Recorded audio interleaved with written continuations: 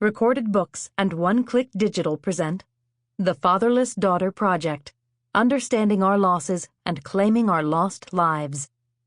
By Denna D. Babul and Karin Luise.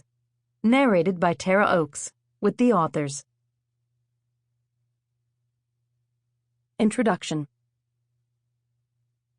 This book is so meaningful to us. We believe this book can be so meaningful for you. We have been where you have been. We want to help you to better understand the impact the loss of your father had on your life, and how you can heal from that loss. We have, through personal experience and exploration of this issue, become passionate about sharing our knowledge and helping women better understand why they may be acting and feeling the way that they do, because they are fatherless. As we were preparing the material for this book, we knew that we needed something living alongside it to help women further see themselves through the stories of others.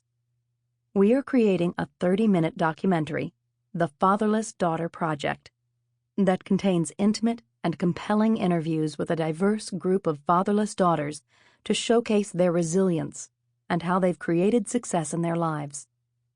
Beyond the documentary, we wanted to write this book to share our stories, the stories of women who have lost their fathers, and most important, successful strategies for coping, surviving, and thriving despite the loss. Each woman's story is unique to her own circumstances, but fatherless daughters also share some commonalities. Karin's losses were the consequences of divorce, adoption, and dysfunction. Denna's losses were because of divorce and death. Karin's story. While writing this book, Denna and I spent countless hours talking about our own journeys. Because we were both willing to search our own lives, amazing, life-changing moments have come along the way. It was during our first major rewrite that I realized I needed to have a conversation with my father, my natural father. He was not the dad who raised me, but he was the father who created me and had now become increasingly present in my life. As the years passed, we got together more regularly, and he has become a wonderful grandpa to my 3 children. Although my children got their grandpa, I still felt a void. We had never talked about what all of those years of his absence did to my life, and I continued to struggle with it. On a sunny June morning, Dad was paying us his regular Friday visit. He knew I was writing a book on fatherlessness, but we had not spoken about it at length. We had talked about a lot of things, we just never talked about us. I think I had avoided the sensitive topic because I knew the conversation would be difficult. There were several reasons for his absence during my childhood, including his giving me up for adoption to my new father. His and my mother's stories about the past were different, which left me confused.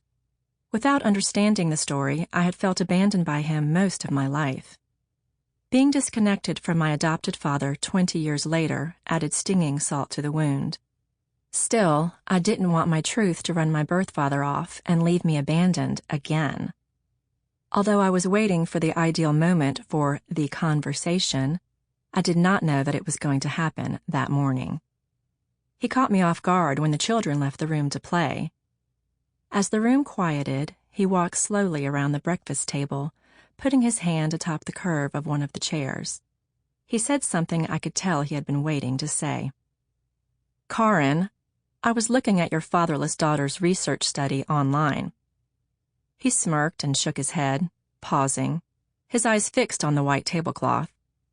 Heart pounding, I stopped still at the kitchen counter and waited. The conversation was happening. "Do you think you are fatherless? I mean, I am your father, and I am right here." We stood still for a moment as the challenge hung in the air between us, him looking at me and me looking everywhere for a safety net. Oh my God, what do I say? I'm not ready. I can't do this. I'm scared of the words I want to use. My heart's thumping was making me feel faint, so I took a deep breath. I had to overcome my decades-old insecurity to speak as I scrambled to find honesty and my first sentence. Silently, I told myself, "You have what it takes, Karin. You need to just say it." Sample complete. Ready to continue?